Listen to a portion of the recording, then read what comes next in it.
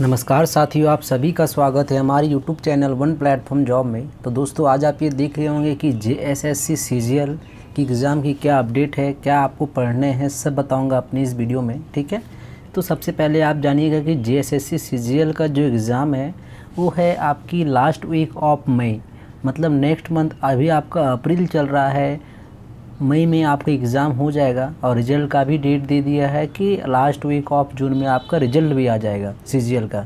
तो दोस्तों, यही लोग सोच के कि JSSC CGL की जो एग्ज़ाम है, सचिवालय का जो एग्ज़ाम है, ठीक है, उसको आपको निकालने ही निकालने हैं। ठीक है, तो किस तरीके से आपको एग्ज़ाम पास करने हैं, यही लोग सोच सोच के टेंशन में है। क्या करूं, क्या पढ़ूं, कैसे करूं, यही लोग टेंशन में है कि JSSC CGL आखिर एग्ज़ाम कैसे निकाले, कैसे पास करे एग्ज़ाम। तो आप ये जानिए, सबसे पहले आपको जानना है, देखिए मेन पेपर जो होता है ना, वो पेपर आपकी पेपर 2 और पेपर 3, यही दो पेपर पे आपको काम करने हैं। पेपर 1 जो है वो क्वालिफाइंग नेचर का है। आपने 10th के नीचे जितने आपने क्लास पढ़ा होगा, 8, 9, 10, वो जिन्होंने अच्छे से क्लास किया होगा, उसमें कुछ आपके पेपर 1 में कुछ पूछा नहीं जाता है। बस आपको अनसीन पैसेज दिए जाएंगे, कुछ व्याकरण आपसे हिंदी से पूछे जाएंगे, इंग्लिश से व्याकरण रहेंगे, वही आपसे पूछा जाता है। ठीक है, तो इंग्लिश और हिंदी का पेपर 1 है। पेपर 1 तो आप पास हो जाओगे, वो क्वालिफाइंग नेचर का है। मात्र आपको 30% लाने हैं। मेन वर्क कहाँ करना है, वो काम करने हैं आपको पेपर 2 और पेपर 3 में। पेपर 2 तो अगर आप जो आपकी लैंग्वेज पेपर आपने लिया है उस पर आपको फोकस करने हैं। जिन्होंने खोटा लिया है तो खोटा के आप सारे टॉपिक वाइज और कहानी वाइज आप पढ़िए सारे टॉपिक को खोटा से, क्योंकि लैंग्वेज पेपर पे आपको बहुत फोकस करना होगा। ठीक है, अब आते हैं पेपर 3 की बात करते हैं। तो पेपर 3 ही आपको बना सकती है मेरिट लिस्ट। ठीक है, तो पेपर 3 में क्या आपसे पूछा जाएगा, कितने नंबर का रहेगा, उस पर बात करते हैं। तो आप ये देख रहे होंगे सामान्य ज्ञान। ठीक है, तो कुल प्रश्न आपके 150 प्रश्न आपसे पूछे जाएंगे पेपर 3 से, वो भी JSSC CGL में, जिसमें आपको 2 घंटे का समय मिलेगा। ठीक है, तो सामान्य अध्ययन से 30 प्रश्न होंगे। ठीक है, सामान्य अध्ययन से 30 प्रश्न होंगे। सामान्य विज्ञान से 20 प्रश्न पूछे जाएंगे। सामान्य गणित से 20 प्रश्न पूछे जाएंगे। रीजनिंग, मानसिक क्षमता जांच से रीजनिंग से आपके 20 प्रश्न पूछे जाएंगे। कंप्यूटर ज्ञान से आपका 20 प्रश्न और झारखंड राज्य से संबंधित ज्ञान से 40 प्रश्न पूछे जाएंगे। ये जो आप झारखंड राज्य की जो ज्ञान है संबंधित, आप ये देख रहे होंगे, इस पे आपको टेंशन ना लो। इसका हमारा वन प्लेटफॉर्म जॉब में वहाँ टेस्ट सीरीज़ मिल रहा है, वहाँ से आप कर लेते हैं तो आप ये 40 में 40 नंबर फुल नंबर आप ले आ सकते हैं। वो टेस्ट सीरीज़ कैसे लेने हैं मैं आपको अपने इस वीडियो में लास्ट तक बताऊंगा। ठीक है, आप हमारे इस वीडियो को लास्ट तक देखें। देखिए क्या होता है, मैं आपको एक बात बोलूं। ठीक है, पहले क्लास चालू करते हैं फिर बताऊंगा। ठीक है, तो सामान्य ज्ञान में आपको क्या, आप जो देख रहे हैं ये पेपर 3 में 30% अंक लाना अनिवार्य है। नहीं लाते हैं तो आप क्या हो जाएंगे, पेपर 3 आपका पास नहीं हो पाएगा। तो पेपर 3 में सबसे पहले हम लोग टॉपिक ख़त्म करेंगे सामान्य अध्ययन। ठीक है, आज जो है वो प्रैक्टिस सेट 1 है। आपको फ्री में क्लास मिलेगा हमारे वन प्लेटफॉर्म जॉब की ओर से, क्योंकि एग्ज़ाम का समय बहुत कम है JSSC CGL का। अगर आप चाहते हैं नौकरी लेना, इसी साल आपको नौकरी लेना है, क्योंकि यही साल आपकी नौकरी की साल है, तो आप नौकरी के लिए जो है ना अच्छे से मेहनत कीजिए, पूरी 100% मेहनत कीजिए, अपना 100% आप एफर्ट लगाइए। ठीक है, तो उसके लिए आज हम लोग सामान्य अध्ययन से इतने सारे प्रश्न कर लेंगे। जैसे आज अभी ये 30 प्रश्न पूछा गया है, तो आपको हर एक प्रैक्टिस सेट मिलेगा। ठीक है, आज प्रैक्टिस 1 सेट करवा रहे हैं, जिसमें आपके सामान्य अध्ययन 30 प्रश्न को कंप्लीट करेंगे। ठीक है, तो आप ये देख रहे होंगे सामान्य अध्ययन। तो सामान्य अध्ययन का ये पहला क्लास है। ठीक है, तो ये देख रहे होंगे कि पहला प्रश्न है कि GATT कार्यालय कब और कहाँ स्थापित किया गया। बताइए, GATT। सबसे पहले आपको जानना होगा कि GATT का मतलब होता है क्या, ये जानना आपको बहुत ज़रूरी है। तो GATT का मतलब होता है general agreement on trade and tariff. G का मतलब होता है जनरल, A का मतलब होता है एग्रीमेंट, T का मतलब दिया हुआ है ट्रेड एंड T का मतलब है आपकी टैरिफ। तो GATT का फुल फॉर्म भी आपको पता होना चाहिए। तो ये जो आपकी general agreement on trade and tariff कार्यालय जो है वो कब और कहाँ स्थापित किया गया है, आपसे ये पूछा है। तो ये किया गया है आपकी जेनेवा और 1948 में इसे स्थापित किया गया है। ठीक है, तो जानेंगे स्थापित जो किया गया है, तो इसके बारे में कुछ पॉइंट को जानते हैं। ठीक है, तो ये जो आप देख रहे हैं ये आपकी 30 अक्टूबर 1947 में ही समझौता हो गया था कि करना है, लेकिन इसको स्थापित होने में 1 जनवरी 1948 में पूरी तरह से ये बन गया और लागू हो गया। ठीक है, तो ये बना कब था? तो ये 1947 में बना था, लेकिन ये कब स्थापित हुआ? तो स्थापित हुआ है 1948 में, वो भी जेनेवा स्विट्ज़रलैंड में। ठीक है, अब बढ़ते हैं अगले प्रश्न की ओर। ठीक है, अगला ये प्रश्न है कि पुस्तक वन डे वंडर्स के लेखक है कौन? देखिए, अगर आप उत्पाद सिपाही की भी तैयारी कर रहे हैं ना, झारखंड उत्पाद सिपाही के, तो आपके लिए भी ये सामान्य अध्ययन पढ़ना बहुत ज़रूरी है, क्योंकि लेवल थोड़ा हाई ही रहेगा आपका, लेवल आपका थोड़ा अप रहेगा, लेवल थोड़ा आपका हार्ड रहेगा इस बार उत्पाद सिपाही में। तो उसके लिए आपका जो सामान्य अध्ययन आप ये देख रहे हैं JSSC CGL का, आपके लिए भी ये क्लास है, तो आप भी ये सामान्य अध्ययन का क्लास को कीजिए। ठीक है, तो पुस्तक वन डे वंडर्स के लेखक कौन है ये आपको बताने हैं। देखिए, अगर आपको किसी का भी अगर आंसर आता हो ना, पहले से आपको पता हो इसका आंसर ये है, तो आप हमारे कमेंट बॉक्स पे कमेंट भी कर सकते हैं कि इसका आंसर ये होगा। तो दूसरा का आंसर हो जाएगा option number B, Sunil Gavaskar. ठीक है, ये सुनील गावस्कर आखिर है कौन, ये भी तो आपको पता होना चाहिए। तो सुनील गावस्कर आपके एक भारतीय क्रिकेटर है। ठीक है, जिन्होंने 1985 में ये बुक को लिखा है। ये जो बुक आप देख रहे हैं वन डे वंडर्स, ये बुक को लिखा कब गया है? तो 1985 में लिखा गया, 1985 में। और लिखा किन्होंने है? तो सुनील गावस्कर, जो कि भारतीय क्रिकेटर है। ठीक है, आगे बढ़ें जी। अगला ये प्रश्न आप ये देख रहे होंगे कि बॉक्साइड किसकी कच्ची धातु है, ये बताने हैं। तो बॉक्साइड जो है ऑप्शन नंबर डी, एल्युमिनियम। ठीक है, इसकी कच्ची धातु है बॉक्साइड।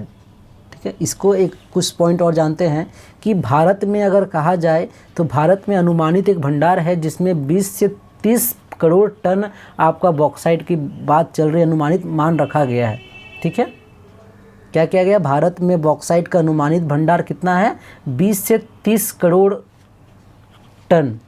ठीक है जी। अगला ये प्रश्न देख रहे होंगे कि किस वंश के राजाओं ने खजुराहो स्थित मंदिरों का निर्माण करवाया? तो कौन से वंश के राजा थे? तो ये थे ऑप्शन नंबर सी, चंदेल। ठीक है, जानेंगे कि आखिर ये खजुराहो मंदिर आखिर है कहाँ पर। ठीक है, तो उसको भी आपको जानना जरूरी है। एग्ज़ाम में अगर आपसे ये भी पूछ दिया जाए तो पूरा डिटेल्स में आपको बताऊंगा, हर एक प्रश्न का मैं आपको डिटेल से उसका बारे में आपको डील करेंगे। ठीक है, तो 4 नंबर पे है आपका पूछा गया है। तो ये देखिए जो मंदिर है ये मध्य प्रदेश के छतरपुर, ठीक है, कहाँ पर है? मध्य प्रदेश के छतरपुर जिले में चंदेल राजा धंग द्वारा 950 से 1050 के बीच करवाया गया। कहाँ पर ये मंदिर है? खजुराहो मंदिर। अगर आपसे एग्ज़ाम में पूछ दिया जाए तो ये कहाँ पर है? तो मध्य प्रदेश के छतरपुर ज़िले में। ठीक है, मध्य प्रदेश के छतरपुर ज़िले में ये मंदिर है और ये मंदिर जो है चंदेल राजा ने करवाया था। कब ये करवाया गया था? तो ये 950 से 1050 के बीच में ये आपकी मंदिर का निर्माण करवाया गया था। अगले प्रश्न की ओर देखते हैं दोस्तों। देखिए एक बात आपसे कहूँ, देखिए क्या होता है ना कि आप तैयारी कर रहे हैं JSSC CGL की, ये साल जॉब लेने के लिए मैं इसलिए आपको कह रहा हूँ ना क्योंकि आप तैयारी कर रहे हैं। वैकेंसीज़ बहुत कम आ रही है झारखंड में। अगर देखा जाए, अगर आप झारखंड के मूल निवासी है, झारखंड में अगर आप रहते हैं तो आपको पता होगा कि झारखंड में वैकेंसीज़ बहुत कम आ रही है। 3-3 साल 2-2 साल में वैकेंसीज़ आ रही है। आप तैयारी तो अपनी पूरी मेहनत से कर रहे हैं, पर एग्ज़ाम सही समय पे नहीं हो पा रहा है, एग्ज़ाम में बहुत गोलमाल हो रहा है। तो इसीलिए क्या है ना, ये साल आपको जो है ये नौकरी CGL का जो है इस पर आपको ज़्यादा फोकस करना है। भले ही आपके फैमिली आपको कुछ नहीं कह रहे हैं कि आप जॉब नहीं ले रहे हैं, लेकिन आपके फैमिली वालों को, आपके आसपास के लोग ताना मारते हैं। आप तैयारी कर रहे हैं ना, तो आपके पड़ोस के लोग, आपके पड़ोसी आपको तंग करते हैं कि आपका बेटा, आपकी बेटी क्या कर रही है? तैयारी कर रही है, कितने दिनों से तैयारी कर रही है, नौकरी कब होगा? यही सब ताना सुन सुन के लोग डिप्रेस्ड हो जाते हैं। तो आप सोचिए ये साल आपको जो है मैं प्रैक्टिस सेट इतने सारे कराऊंगा, इतने सारी आपकी तैयारी JSSC CGL की करा दूंगा कि एक भी प्रश्न आपके एग्ज़ाम में नहीं छूटेगा। आप पूरी मेहनत कीजिए हमारे साथ। आपको देखिए JSSC CGL में आपको एग्ज़ाम जो दीजिएगा आपके सारे प्रश्न टच करेंगे, आपके दिमाग में भी वो प्रश्न आएंगे कि हाँ ये मैंने जो भी प्रश्न वन प्लेटफॉर्म जॉब में मैंने किया है वो सारे प्रश्न एग्ज़ाम में पूछे जा रहे हैं।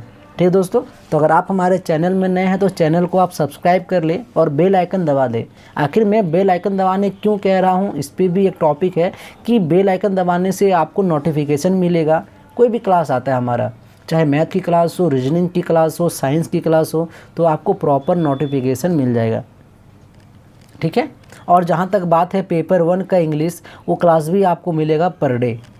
ठीक है, तो ये किस संविधान संशोधन एक्ट के अंतर्गत, प्रश्न की ओर बढ़ते हैं। 5वां प्रश्न आप ये देख रहे होंगे कि किस संविधान संशोधन एक्ट के अंतर्गत मतदाताओं की उम्र 21 से घटकर 18 वर्ष की गई। बताइए 5वां का आंसर क्या हो जाएगा? 21 से घटकर 18 वर्ष, तो ये हो जाएगा ऑप्शन नंबर ए 61वां। ठीक है, इसके बारे में कुछ जानते हैं तो भारतीय संविधान के अनुच्छेद 326 में 61वें संविधान संशोधन द्वारा मतदाता की जो आयु है, ठीक है, वो 21 वर्ष से के स्थान पर 18 वर्ष कर दिया गया। अभी जो भी आप अगर इलेक्शन देने जाओगे ना, तो अगर आपकी एज 18 वर्ष है तो आप इलेक्शन दे सकते हैं। पहले 21 वर्ष था, पहले 21 वर्ष था, लेकिन संविधान जो आपके 61वां संविधान है उसके द्वारा आप जो है 18 वर्ष के जो भी लोग हैं, जो भी युवा है वो वोट दे सकते हैं। ठीक है, ये है अगला प्रश्न कि विजयनगर का प्रसिद्ध हजारा मंदिर किसके शासनकाल में निर्मित हुआ था? ये 4 ऑप्शन दिए हुए हैं, बताइए दोस्तों क्या होगा इसका आंसर।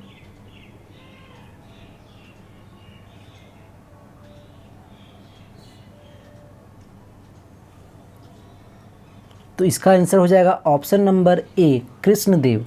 ठीक है, इसके बारे में कुछ जानते हैं तो कृष्णदेव राय ने हजारा मंदिर तथा विट्ठल स्वामी मंदिर का निर्माण कराया। ठीक है, किसने कराया? तो कृष्णदेव राय ने हजारा मंदिर और एक मंदिर का क्या नाम मैंने बताया, विट्ठल स्वामी मंदिर। इन दोनों मंदिर का इन्होंने ही निर्माण करवाया था, कृष्णदेव राय। अगले प्रश्न की ओर देखते हैं। अगला ये प्रश्न है कि रेशम उत्पादन में भारत का विश्व में कौन सा स्थान है? तो रेशम उत्पादन में विश्व में भारत दूसरे स्थान पर है। ठीक है, तो भारत रेशम का चीन के बाद दूसरा सबसे बड़ा उत्पादक देश है। मतलब सबसे पहले कौन है? तो फर्स्ट नंबर पे चीन है और दूसरे नंबर पे हमारा ये भारत देश है। ठीक है, तो भारत का विश्व में कच्चे रेशम के उत्पादन में योगदान 18% है। ठीक है, अगला ये प्रश्न की ओर देखते हैं। अगला ये प्रश्न है कि भारत संविधान के किस अनुच्छेद में चुनाव आयोग का उल्लेख किया गया है? तो चुनाव आयोग का उल्लेख कौन से अनुच्छेद में किया गया है, आप मुझे बताओ। तो ये किया गया है 1924, अनुच्छेद 1924 में चुनाव आयोग का जो है उल्लेख किया गया है। ठीक है, आगे बढ़ते हैं। अगला ये प्रश्न है कि निम्नलिखित में से किसे चिपको आंदोलन का नेता माना जाता है? ये जो चिपको आंदोलन के नेता किसे माना जाता है, आपसे ये पूछा गया है, बताइए दोस्तों। तो इसका हो जाएगा उत्तर सुंदरलाल बहुगुणा। ठीक है, इनको चिपको आंदोलन का नेता माना जाता है। ठीक है, तो ये जो आपकी आंदोलन आपने देखा चिपको आंदोलन, इसके बारे में कुछ जानते हैं। ठीक है, तो इस आंदोलन की शुरुआत उत्तराखंड के चमोली जिला के गोपेश्वर नामक स्थान पर सन 1973 में हुई थी। चिपको आंदोलन कहाँ पर हुई थी? तो चिपको आंदोलन उत्तराखंड के चमोली, ठीक है, चमोली जिला के गोपेश्वर नामक स्थान पर हुआ था। और कब हुआ था? तो 1973 में हुआ था, 1973 में। इसमें क्या इस आंदोलनकर्ता का था क्या? तो इस आंदोलनकर्ता पेड़ों से चिपकर उन्हें काटने से बचाते हैं। ठीक है, चिपको आंदोलन में। अगला ये प्रश्न है, आप ये देख रहे होंगे कि तेलंगाना राज्य के प्रथम मुख्यमंत्री के रूप में किसे शपथ ली, किसने शपथ ली, ये पूछा गया है। प्रथम मुख्यमंत्री,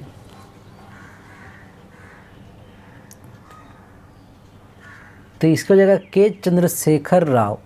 10 का हो जाएगा ऑप्शन नंबर सी। और अभी भी आपके जो है ना के चंद्रशेखर राव अभी भी हमारे जो आपके तेलंगाना का जो है अभी भी सीएम है चंद्रशेखर राव, ठीक है। और आपसे सीएम भी पूछ दिया है, तेलंगाना के सीएम कौन है, तो उनका नाम है चंद्रशेखर राव। तो इसके बारे में कुछ जान ले क्या, जान लेते हैं। तो 2 जून 2014 को भारत का नया 29वां राज्य तेलंगाना अस्तित्व में आया, ठीक है। आंध्र प्रदेश का विभाजन कर 10 जिलों को मिलाकर इस नए राज्य का गठन किया गया। तेलंगाना के प्रथम मुख्यमंत्री तेलंगाना राष्ट्र समिति के चंद्रशेखर राव बने। हैदराबाद इस तेलंगाना राज्य की राजधानी बन गई। अगर आपसे पूछा जाए कि तेलंगाना जो है की राजधानी कौन है, तो हैदराबाद, ठीक है। आगे बढ़े, ठीक है। अगले इस प्रश्न को आप देख रहे होंगे कि भारत के प्रधानमंत्री ने स्वच्छ भारत अभियान आधारिक रूप से कब प्रारंभ किया। देखिए, मैं एक काम करूंगा, मैं आपको जो है ना एक प्लेलिस्ट बना दूंगा अपने वन प्लेटफॉर्म जॉब में। आप प्लेलिस्ट में जाकर JSSC CGL का आपको प्लेलिस्ट बना होगा, उसमें आपको सारे प्रैक्टिस सेट आपको पर डे का मिलेगा, ठीक है। आप ज़्यादा नहीं मैं बोलूँगा, अगर आप 10 दिन हमारे साथ रहोगे ना, 10 दिन क्लास कीजिए, 10 दिन 10 प्रैक्टिस सेट अगर आपको मिलता है, ठीक है। आज तो क्लास मैंने दोपहर से स्टार्ट किया, कल से काउंट करते हैं, कल से 10 दिन आपको 10 क्लास मिलेगा और 10 क्लास आपके लिए इनफ हो जाएगा। 10 क्लास में इतने सारे क्वेश्चंस करवा देंगे, इतने सारे 10 क्लास करने के बाद क्या है कि मैं आपसे टेस्ट प्रैक्टिस सब चीज़ करवाऊँगा, ठीक है, ताकि आपकी प्रॉपर क्लास आपकी हो जाएगी। तो ये 11 का देख रहे होंगे प्रश्न को कि भारत के प्रधानमंत्री ने स्वच्छ भारत अभियान आधारिक रूप से कब प्रारंभ किया। तो दोस्तों इसका हो जाएगा ऑप्शन नंबर सी, गांधी जयंती।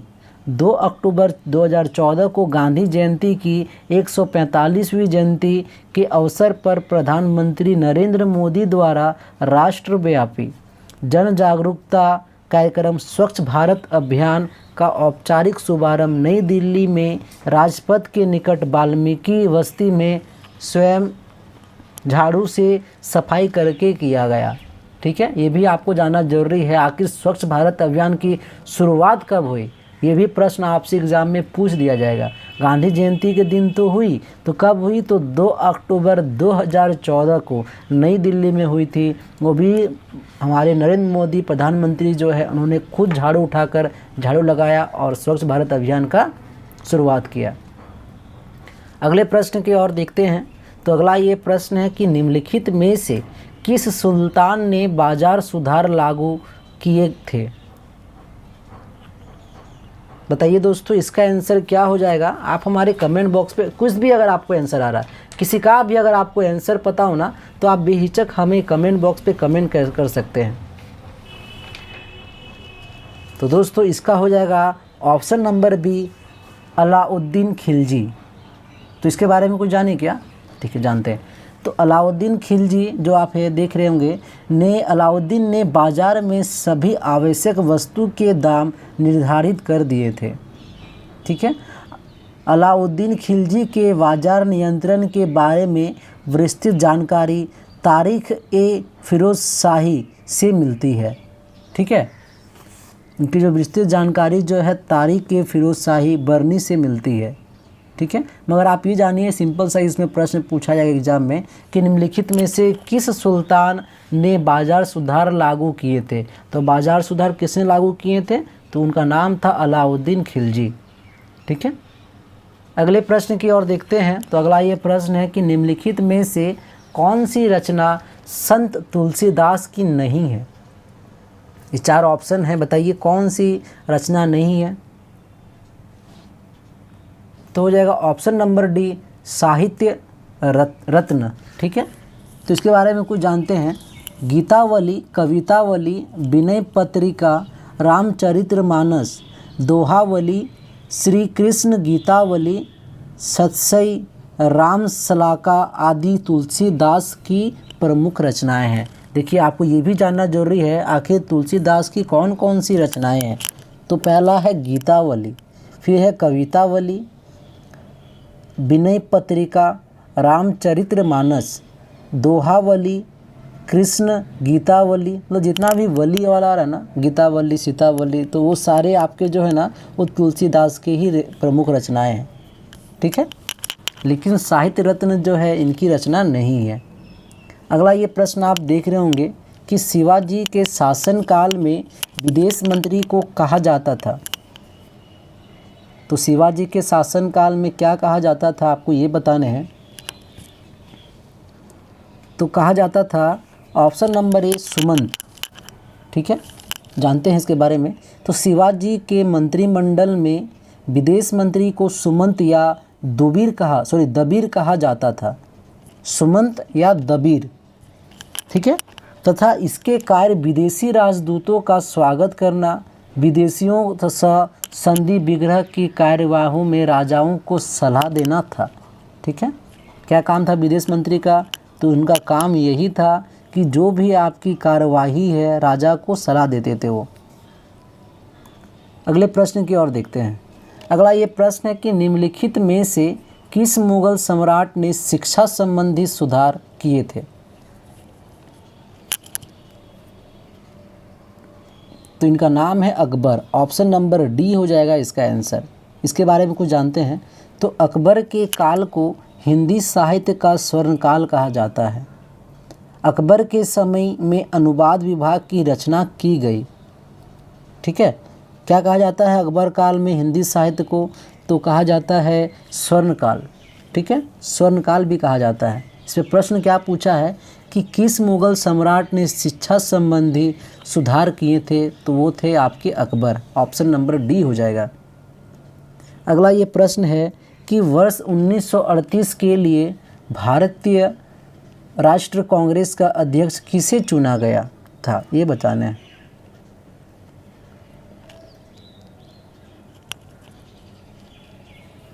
दोस्तों इसका हो जाएगा option number B, Subhash Chandra Bose. ठीक है, तो इसके बारे में कुछ जानते हैं। तो वर्ष 1938 में हरिपुरा कांग्रेस के वार्षिक अधिवेशन के लिए सुभाष चंद्र बोस को कांग्रेस का अध्यक्ष चुना गया। कांग्रेस के अध्यक्ष किसे चुना गया 1938 में? तो सुभाष चंद्र बोस को। ठीक है, अगले प्रश्न की ओर देखते हैं कि भारत के विभाजन से संबंधित माउंटबेटन, ठीक है, योजना की शुरुआत सरकारी तौर पर घोषणा कब हुई थी? बताइए।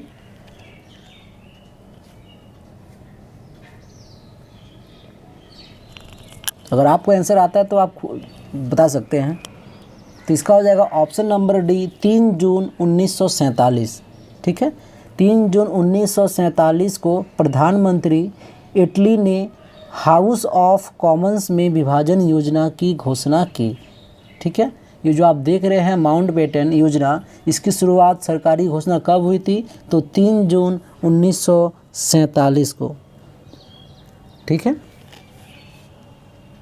अगला ये प्रश्न है कि अखिल भारतीय मुस्लिम लीग की स्थापना किस वर्ष में हुई थी? देखिए अच्छा प्रश्न है। तो ये कब हुआ था? तो ऑप्शन नंबर डी हो जाएगा इसका आंसर, 1906। आप इसकी पूरी डेट जान लीजिए। इसका पूरा डेट है 30 दिसंबर 1906 को ढाका में आयोजित की गई बैठक में नवाब सलीमुल्लाह के नेतृत्व में अखिल भारतीय मुस्लिम लीग की स्थापना की गई।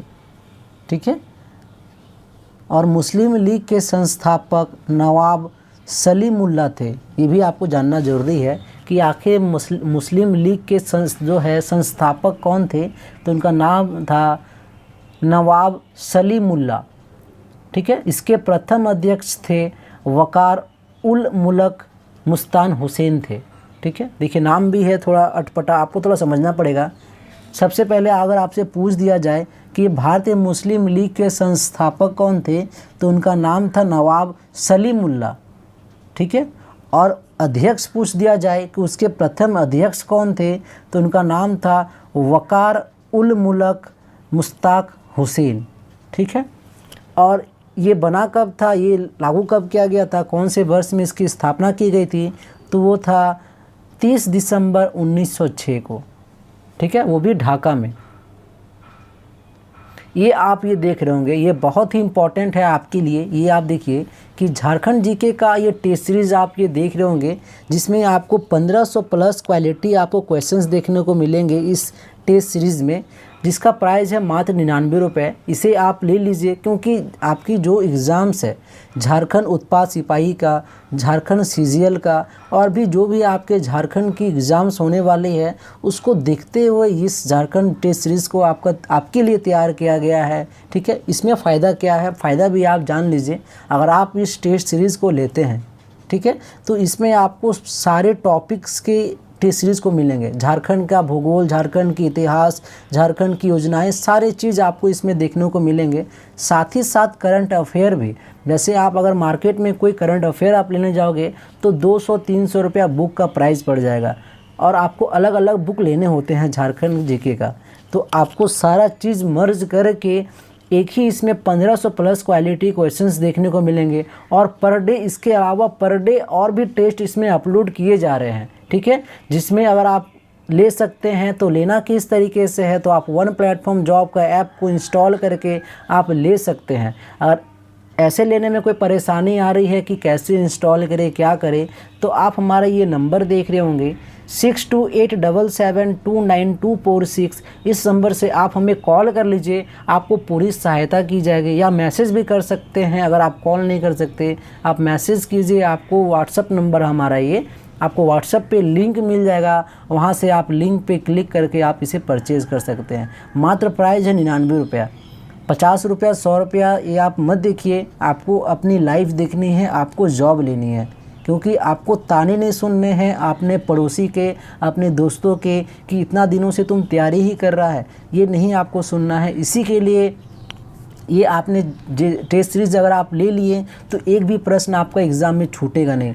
40 में 40 प्रश्न आप सीजीएल से लेकर आओगे, और उत्पाद सिपाही में 50 प्रश्न पूछे जाते हैं, तो 50 में 50 प्रश्न आपके झारखंड जीके के टेस्ट सीरीज से आपको सारे प्रश्न आपको मिलेंगे। और आपको ऐसा रियलाइज़ होगा, इसमें अनलिमिटेड टेस्ट है, इसमें अनलिमिटेड टेस्ट है, जितना मन चाहे आप उतना टेस्ट दे सकते हैं। ठीक है, जितना बार हो उतना बार आप टेस्ट दीजिए, एक ही टेस्ट को आप बार बार दीजिए। इससे फ़ायदा क्या है कि आपको सारे ऑप्शंस दिमाग में छप जाएंगे, आंसर दिमाग में छप जाएंगे। आप देखते के साथ ही आपको एग्ज़ाम हॉल में बैठेगा, क्वेश्चन देखिएगा, आपको खुद एक चेहरे पे स्माइल आएगा, और आप कहिएगा कि हाँ ये तो पढ़ा हुआ है, वन प्लेटफॉर्म जॉब की ओर से हमने टेस्ट दिया है। आपको कम समय में देखते के साथ ही आप देखिएगा, एग्ज़ाम हॉल में बैठिएगा ना, आपके चेहरे में एक स्माइल जरूर रहेगा। तो अगर आप नहीं लिए हैं तो आप इस टेस्ट सीरीज़ को आप परचेज़ कर लीजिए। मात्र प्राइस है 99 रुपया, बहुत कम प्राइस है। ठीक है, ठीक है, अगले प्रश्न की ओर देखते हैं दोस्तों। तो अगला ये प्रश्न है, चिल्का झील किस राज्य में स्थित है, बताइए। तो चिल्का झील आपको पता होगा, ये उड़ीसा में है। कहाँ पर है चिल्का झील, ये उड़ीसा में है। इसके बारे में कुछ जानते हैं। तो भारत की सबसे बड़ी तटीय झील चिल्का झील उड़ीसा में है। अगर ये पूछा जाए सबसे बड़ी झील, तटीय झील, तो वो कहाँ है, चिल्का झील है, और ये उड़ीसा में स्थित है, जो खारे पानी का एक लेगून झील है। ठीक है, ये खारे पानी का एक लेगून झील है।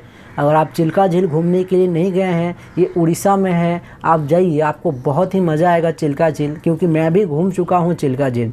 वहाँ आपको डॉल्फिन देखने को मिलेंगे, बहुत मज़ा आएगा। वहाँ का जो नज़ारा है बिल्कुल परफेक्ट है। ठीक है, ये है 20वां नंबर प्रश्न। 20 नंबर प्रश्न है कि भारत पाकिस्तान के किस युद्ध के पश्चात बांग्लादेश एक स्वतंत्र राष्ट्र के रूप में स्थापित हुआ था। तो दोस्तों इसका हो जाएगा ऑप्शन नंबर डी, दिसंबर 1971। ठीक है, इसके बारे में कुछ जानते हैं।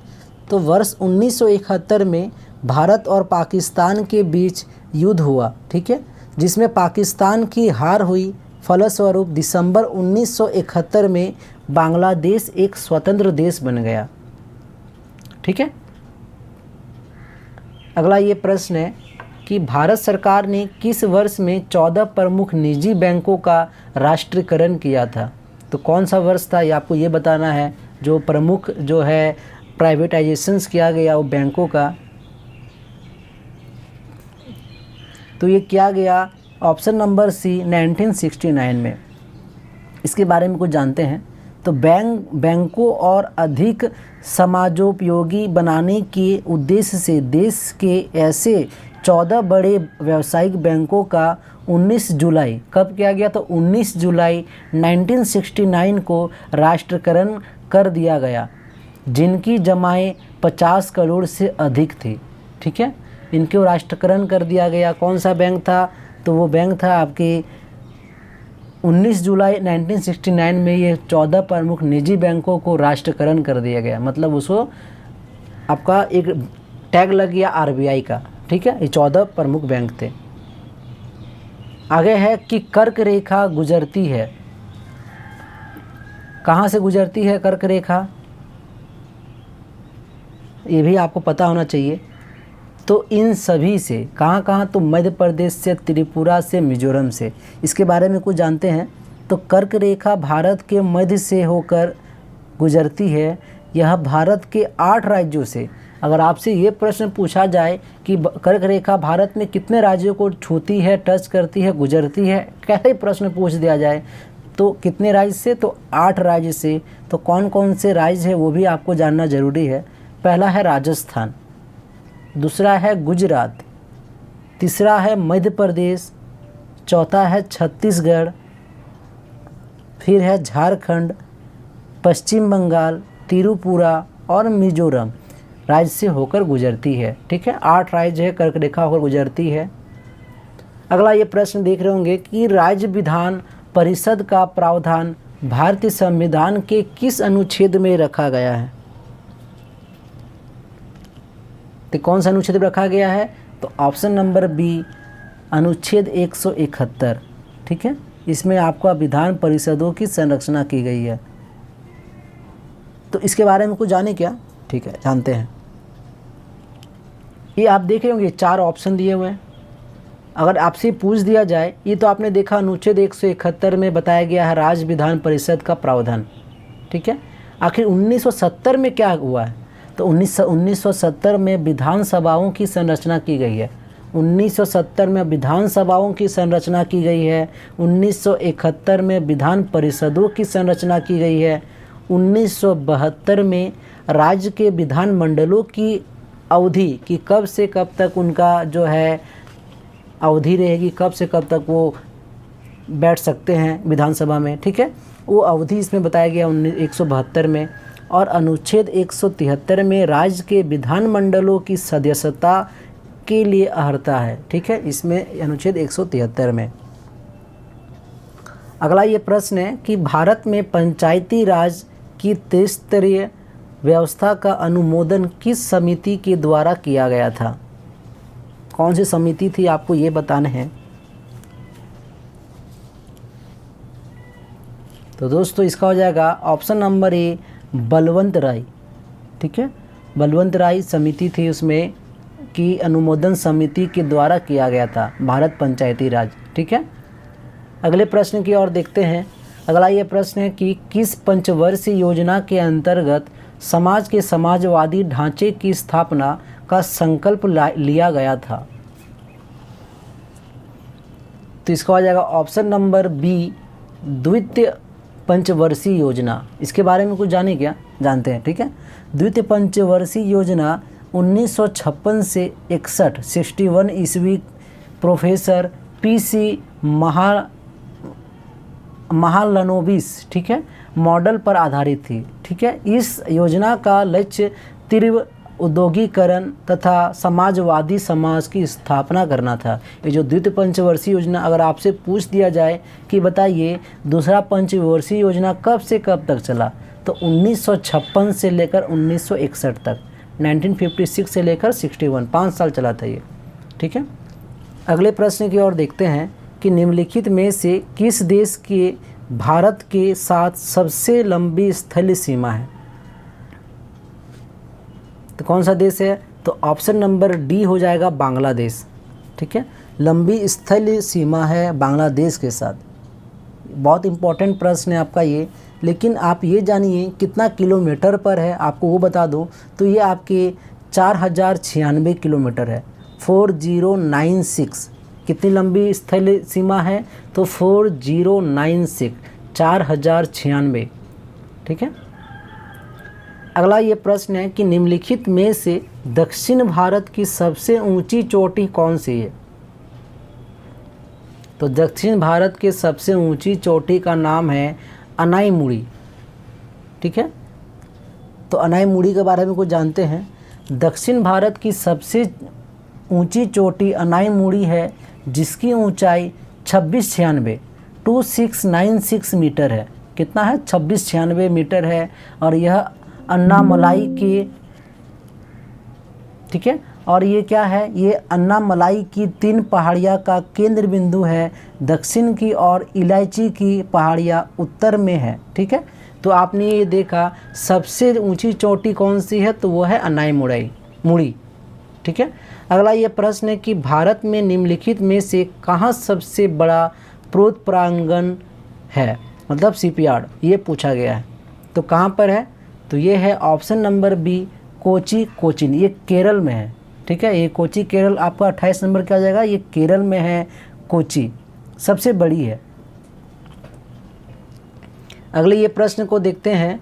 भारत की स्वर्णिम चतुर्भुज परियोजना जोड़ती है। तो स्वर्णिम चतुर्भुज परियोजना जोड़ती है किसको किसको? तो वो हो जाएगा option number A, Delhi, Mumbai, Chennai, Kolkata को। ठीक है। तो कितना किलोमीटर है? तो 5846 किलोमीटर लंबे राष्ट्रीय राजमार्ग द्वारा 4 महानगरों को जोड़ती है।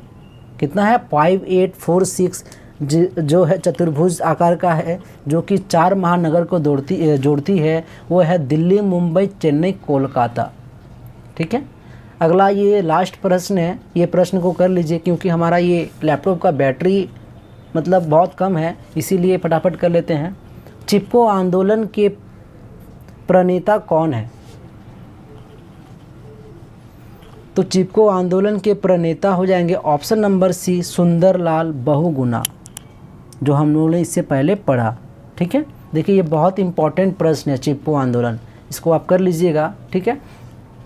तो आपने देखा इस तरीके से आपको, जैसे अभी मैंने करवा दिया सामान्य अध्ययन, और आपको सारे टॉपिक्स सामान्य विज्ञान, सामान्य आपका जो कंप्यूटर है, मैथ है, रीजनिंग है, सारे क्लास आपको प्रैक्टिस सेट 1 आपको कल पूरा कंप्लीट कर दिया जाएगा। सेकेंड डे प्रैक्टिस सेट 2 ख़त्म कर देंगे। इसी तरीके से 10 प्रैक्टिस सेट को ख़त्म कर देंगे। और ख़त्म करने के साथ ही साथ क्या करेंगे, आपके प्रॉपर टेस्ट ले लेंगे, देखते हैं कि कितना आपको मतलब हमारा क्लास आप कर रहे हैं और ईमानदारी से कर रहे हैं। आप चाहते हैं नौकरी लेना तो आपको पूरी मेहनत करनी होगी दोस्तों। ठीक है। और हाँ, एक बात आप सभी से कहनी है कि वो आपको जो मैंने बताया टेस्ट सीरीज़, आप उसे परचेज़ कर लीजिए। आप ही के लिए बनाया गया, बहुत इंपॉर्टेंट है आपके लिए। ठीक है दोस्तों, ज़्यादा बात नहीं करेंगे, आप उसे परचेज़ कर लीजिए। हमारा नंबर भी दिया हुआ है, उस नंबर पे आप हमें संपर्क भी कर सकते हैं। कोई भी परेशानी हो, मैथ अगर आपसे नहीं बन रहा हो, कोई भी डाउट हो, आप हमें व्हाट्सअप कर दीजिए, आपको प्रॉपर यहाँ से बनाकर सॉल्यूशन मिल जाएगा। ठीक है दोस्तों, तो आज के लिए इतना ही, धन्यवाद।